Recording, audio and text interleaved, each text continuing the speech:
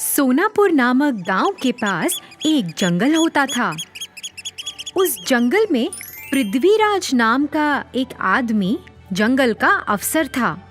वह अपने परिवार के साथ जंगल में एक खूबसूरत बंगले में रहता था। हर रोज पृथ्वीराज अपने काम पर चला जाता।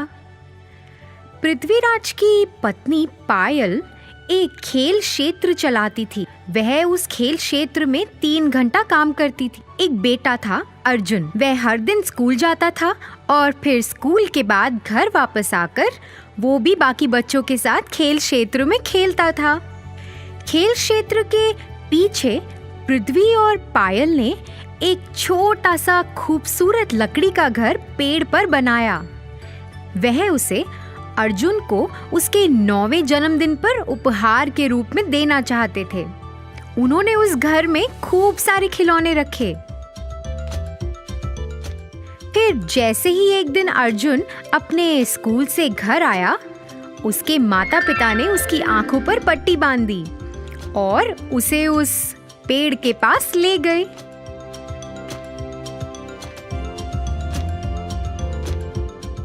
जैसे ही अर्जुन ने वह घर को देखा, वह बहुत खुश हुआ। वह अपना आधा दिन उस लकड़ी के घर में ही बिताता था। एक दिन अर्जुन उस घर से अपने घर की ओर भागता हुआ आया। उसने एक चित्र बनाया था। भागते भागते अर्जुन का पैर फिसला और वह जमीन पर गिर गया। उसने जमीन पे सीप के आकार का एक शंख देखा। उसे उत्सुकता हुई कि ये क्या है, तो उसने मिट्टी में अपना हाथ डाला और उस सीप को निकाल लिया। जब उसने उसे खोला तो उसमें 2 चमकीले सुनहरे रंग के अंडे थे। हाँ हाँ, ये तो कितने सुंदर हैं। मैं तो इन्हें अपने लकड़ी के घर में रखूंगा। अर्जुन उन अंडों को लेकर अपने लकड़ी के घर में चला गया।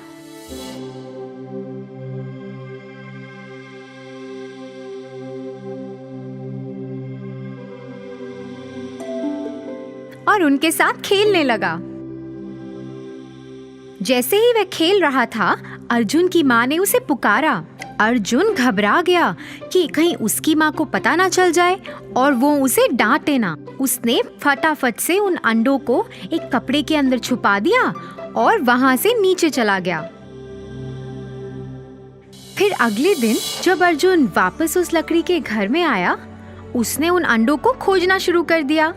उसे ये देख के बहुत हैरानी हुई कि एक दिन में ही अंडे बड़े हो गए हैं। वह उन्हें आश्चर्य से देखता रहा कि कैसे एक दिन में अंडों का आकार बड़ा हो गया है।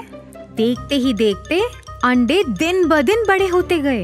अर्जुन अब 11 साल का हो गया था और अंडों का आकार तो बहुत ही बड़ा हो गया। अर्जुन को ऐसा लगा कि अब तो उस लकड़ी के घर में इन्हें छुपाना नामुमकिन है। तो उसने सोचा कि अब वह उन अंडों को कहीं और जाके छुपाएगा। दूसरा स्थान खोजने के लिए वह अपनी साइकिल पर घर के आसपास देखने लगा। उसने एक पुराना सा घर देखा। उसने सोचा कि यह अच्छी जगह है जहां वह अपने अंडों को छुपा सकता है। वह जल्दी अपने घर वापस आया, उन अंडों को लिया और जल्द ही उस पुराने बंगले की ओर चला गया। उसने उन अंडों को वहां छुपा दिया और उसके बाद वह वहां कभी नहीं गया। उसे तो उस घर से डर लगता था क्योंकि वह भयानक था। ऐसे ही कुछ साल बीतते गए। अर्जुन के 18वें जन्मदिन पर अर्जुन हिमेश को अपने साथ उस पुराने बंगले में चला गया। जैसे ही उन्होंने घर का दरवाजा खोला, दोनों आश्चर्यचकित रह गए। अंडे तो उनसे भी बड़े हो गए। ये क्या था? इतने बड़े कैसे हो गए अंडे? क्या ये सचमुच के सुनहरे अंडे थे? उनके दिमाग में ऐसे ख्याल आने लगे। दोनों ने तय किया कि वह अंडों का राज जानेंगे। इसीलिए वह पुस्तकालय में चले गए और कुछ किताबें पढ़ने लगे जिससे उन्हें अंडों का ज्ञान हो। पढ़ते पढ़ते अर्जुन को कुछ प्राप्त हुआ। अर्जुन ने यह पढ़ के हिमेश को सुनाया कि ये सुनहरे अंडे तो बहुत खास हैं। ये शुरू में तो बहुत छोटे होते हैं और सीप के आकार के शंख के अंदर होते हैं, मगर जैसे ही इन्हें कोई छूता है और उस शंख से बाहर निकालता है, धीरे धीरे ये बहुत बड़े होने लगते हैं। जो भी इन अंडों को सबसे पहले छूता है वो इन अंडों का मालिक बन जाता है। ये जादुई अंडे हैं। इन अंडों में इतनी ताकत है कि ये किसी को भी दूसरी दुनिया में लेकर जा सकते हैं। ऐसा करने के लिए अंडों के मालिक को अपनी पहली उंगली अंडों पर रखनी है। एक बार में सिर्फ 2 लोग ही जा सकते हैं।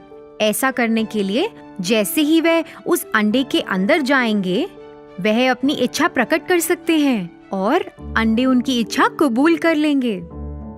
अरे वाह, ये तो कितनी अच्छी बात है। अर्जुन और हिमेश वापस उस पुराने घर में गए। अर्जुन ने अपनी पहली उंगली अंडे पर रखी। जैसे ही उसने ऐसा किया, अंडे खुल गए। दोनों एक एक अंडे के अंदर शामिल हो गए। हमें अंतरिक्ष में ले जाओ। जैसे ही उन्होंने ऐसा कहा, दोनों अंतरिक्ष में पहुंच गए और उड़ने लगे। दोनों ने बहुत मजा उठाया और फिर वापस अंडे में आ गए। उस दिन से दोनों अलग अलग जगहों पे जाते थे। एक बार वह ऐसी दुनिया में गए जहां बहुत प्रकार के फूल थे। उन्होंने आसमान की यात्रा की, बादलों में से गुजरते हुए, और धरती को वहां से देखा। फिर एक दिन वह सोच रहे थे कि अब हमें कहाँ जाना चाहिए। हे अर्जुन, अभी तक हमने कितने प्रकार की जगह देखी है, लेकिन हमें समुद्र की सैर करनी चाहिए। वहाँ तो हम अभी तक गए ही नहीं हैं। हाँ, लेकिन वहाँ हम ज्यादा देर तक रह नहीं सकते। हाँ, तो इसीलिए हमें वहाँ तैरना होगा। फिर हम समुद्र के अंदर की दुनिया को देख सकते हैं। प्यारे अंडे, हमें समुद्र के अंदर ले चलो। जैसे ही उन्होंने अपनी इच्छा प्रकट की, उन्होंने खुद को समुद्र तल पर पाया। वह इधर उधर देखने लगे। समुद्र में भिन्न भिन्न प्रकार की मछलियां थीं, फूल पौधे थे और कई अलग अलग तरह के जीव थे। वह तो समुद्र के अंदर की दुनिया को देखकर हैरान रह गए थे। बस वो तो उस जगह का लुत्फ उठा ही रहे थे कि अचानक उन्होंने अपनी ओर आते हुए एक बड़ी मछली को देखा। हे अर्जुन, देखो वो कितनी बड़ी मछली है। हे भगवान, ये तो बहुत भयानक लग रही है।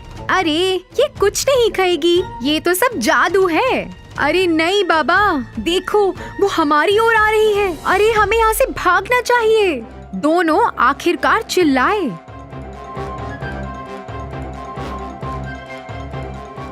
मेरे सुनहरे अंडे, मुझे यहाँ से वापस ले चलो।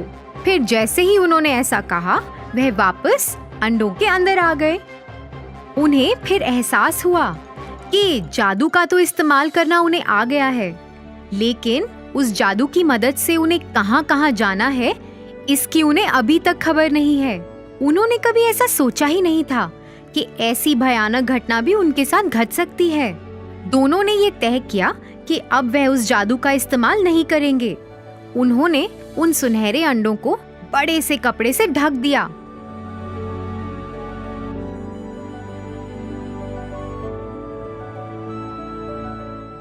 उन्होंने दरवाजे को भी अच्छे से बंद कर दिया ताकि कोई और भी उस घर में ना जा सके। इसके बाद वह दोनों उस घर में मुड़कर कभी वापस नहीं लौटे। तो बच्चों, इस कहानी से हमें ये सीख मिलती है कि हमें अपनी सीमा से बाहर जाकर कुछ भी नहीं करना चाहिए, नहीं तो हमें मुसीबतों का सामना करना पड़ सकता है।